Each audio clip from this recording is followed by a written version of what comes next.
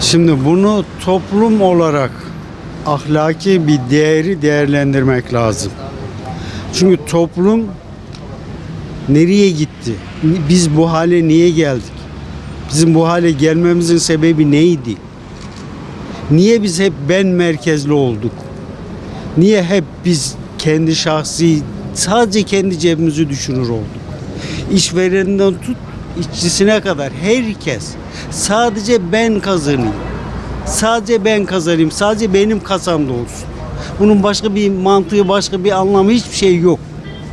Sadece ahlakın çökmesidir bu. İnsani değerlerin yok olmasıdır. Başka hiçbir anlamı yok. Sadece ben merkezli olduk. Herkes diyor ki benim olsun, benim olsun, benim olsun. Hayır, bu asla. Bu ne insanlığa sığar, ne ahlaka sığar, ne örf adete sığar. Hiçbir şeye sığmaz bu.